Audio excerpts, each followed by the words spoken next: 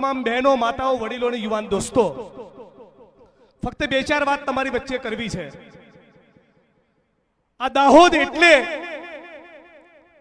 એ ધરતી જેણે આદિવાસીઓની સામે સ્વતંત્રતાના આંદોલનમાં બલિદાન આપ્યા અને પોતાના લોહીથી જે ધરતીને સિંચી, એ ધરતીનું નામ છે દાહોદ. અને આ એ ધરતી છે જે ધરતીના આપણા આદિવાસી સમાજના ભાઈ બહેનો હોય નહીં, અને ગુજરાતમાં આ જેટલા પણ મોટા મોટા બિલ્ડિંગો, મકાનો, mall, multiplex, shopping centre, tower, ગુજરાતની વિધાનસભાનું મકાન, સચિવાલયનું મકાન, તમામ પોલીસ સ્ટેશન, તમામ મામલતદાર કચેરી, પ્રાંત કચેરી, એસપી ઓફિસ, કલેક્ટર ઓફિસ, મારું પોતાનું મકાન અને ગુજરાતના મુખ્યમંત્રીનું મકાન, આ તમામે તમામ મકાનના પાયામાં જેનો લોહી અને પરસેવો છે એવા દાહોદના કડિયા મજૂરોને, તમામ મારી બહેનો, માતાઓ, વડીલો, આ તમામ લોકોને હું સલામ કરું છું, હું પ્રણામ કરું છું અને વંદન કરું છું. સાથીઓ, સમય પાકી ગયો છે. ગુજરાતના આદિવાસી સમાજના ભાઈઓ 28 વર્ષથી સત્તાના સ્થાન ઉપર બેઠેલી આ ભાજપની સરકાર જોડે અને ગુજરાતની જનતા જોડે પણ એ વાતનો હિસાબ માંગે કે અમારા કડિયા મજૂરો એ તમારા સુરતમાં, વડોદરામાં, રાજકોટમાં ને અમદાવાદમાં આયા અને 200-500 રૂપિયા માટે છેલ્લા 40 વર્ષથી મોટી મોટી ઇમારતો પરથી ચડે છે અને ત્યાંથી પડીને મરે છે. આનો હિસાબ માંગવાનો સમય, ભારતીય જનતા પાર્ટીની પાસે હિસાબ માંગવાનો સમય એ આજે આવી ગયો છે. સાથે હું ઘણી વાર વિચારતો હોઉં કે અમદાવાદની અંદર જોઈએ, એક તરફ ઉદ્યોગપતિઓના દીકરા અને દીકરીઓ અને આપણા દાહોદના, ગોધરાના, પંચમહાલના, સોનગઢના, વ્યારાના, વાપીના, બાંસવાડાના, ડુંગરપુરના આદિવાસી સમાજના બાળકો એ સિમેન્ટની થેલી અને કપચીના ઢગલાની અંદર એમનું બાળક ઉછેરતું હોય છે.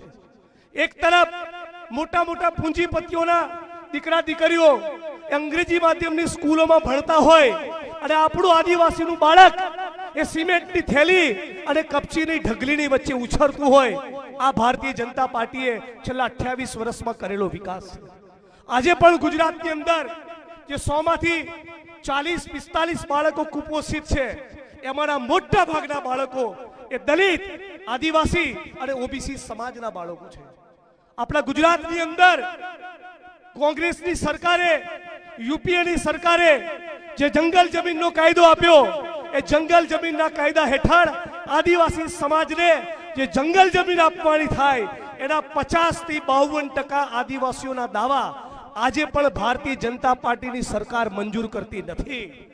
એ કેવડિયામાં સરદાર પટેલ સાહેબનું સ્ટેચ્યુ બનતી વખતે જે જમીનો લેવાની વાત હોય કે આદિવાસી વિસ્તારની અંદર ભાઈ અનંત પટેલ લડી રહ્યા છે, વિસ્તારની અંદર, એ પટ્ટાની અંદર મોટા ભાગે જે પાર તાપી રિવર લિંકનો પ્રોજેક્ટ લાવવાની વાત હોય કે દાહોદની અંદર એરપોર્ટ બનવાની વાત હોય, જ્યારે પણ જમીનો લેવાની વાત આવે ત્યારે ભારતીય જનતા પાર્ટીની સરકાર એ પૂંજીપતિ, ઉદ્યોગપતિઓની દલાલી કરવા માટે સૌથી પહેલું બુલડોઝર એ આદિવાસી સમાજની છાતી ઉપર ચલાવે છે.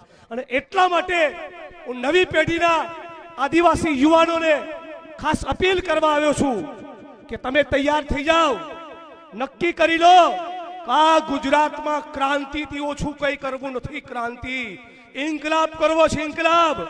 આ ગુજરાતની સરકારને કેવું છે કે આ ગુજરાતની વિધાનસભાનું બજેટ અને ગુજરાતના સંસાધનોમાં સૌથી પહેલો અધિકાર હોય તો આ ગુજરાતના ગરીબોનો, આ ગુજરાતના વંચિતોનો, આ ગુજરાતના આદિવાસી સમાજનો છે. એ ખૂંખારીને આપણે કહેવું પડશે.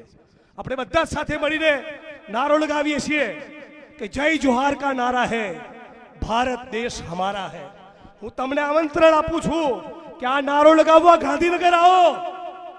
આ નારો લગાવવા તમે સુરત, વડોદરા, રાજકોટ અને અમદાવાદ આવો અને અમારા અમદાવાદની જનતાને પણ કહો કે આ મોટી મોટી બિલ્ડિંગો અમારા બાપ દાદાએ પરસેવો પાડ્યો હોય નહીં તો આ મોટી મોટી બિલ્ડિંગો બને નહીં. એનો હિસાબ માંગવાનો સમય આવી ગયો છે.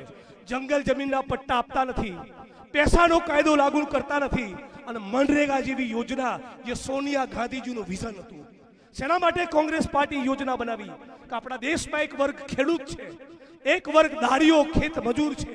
આ ખેત મજૂરને ખેતીની સીઝન સિવાય પોતાનું ઘર પરિવાર ચલાવવું મુશ્કેલ હતું. ત્યારે સોનિયા ગાંધીજીએ, કોંગ્રેસની સરકારે, યુપીએની સરકારે નક્કી કર્યું કે 100 દિવસની ગેરંટી અમે લઈએ છીએ અને એના માટેની યોજના નહીં, કાયદો બનાવ્યો. હવે આ કાયદાને આ નરેન્દ્ર મોદી આરએસએસની સરકાર જે તમને આદિવાસીને વનવાસી કહે છે, આ આરએસએસ ને ભાજપની સરકારે એ કાયદો ખતમ કરી એને યોજનામાં ફેરવી દીધો. લાગે શું 125 દિવસ કામ આપીશું પણ રોજગારની ગેરંટી નહીં. કોંગ્રેસની સરકારે જ્યારે કાયદો બનાવ્યો ત્યારે કાયદામાં શું લખ્યું હતું? જાન્યુઆરીનો મહિનો હોય, એપ્રિલનો મહિનો હોય, જૂન જુલાઈ કે ઓગસ્ટ હોય, નવેમ્બર કે ડિસેમ્બર હોય, તમે અરજી કરો એના 15 દિવસમાં રોજગાર મળે. હવે મોદી કાયદામાં શું ફેરફાર કર્યો? ના, તમારી મરજી નહીં ચાલે, અમે નક્કી કરીશું ત્યારે તમને કામ આપીશું, કરવું હોય તો કરજો. આ આપણે ચલાવી લેવાનું છે? આ બિલકુલ ચલાવી લેવાનું નથી. અમે કોંગ્રેસ પાર્ટી તમને વચન આપીએ છીએ 27માં ડંકાની ચોટ ઉપર તમે તૈયાર થઈ જાઓ.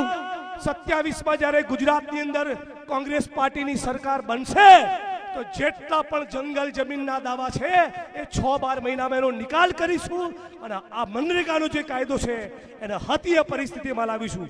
મારી વચ્ચે મંચ ઉપર મારી વાણીની વિરામ આપું છું, પણ મંચ ઉપર દાતાના અમીરગઢના ધારાસભ્ય શાંતિ કાંતિભાઈ ખરાડી પણ છે.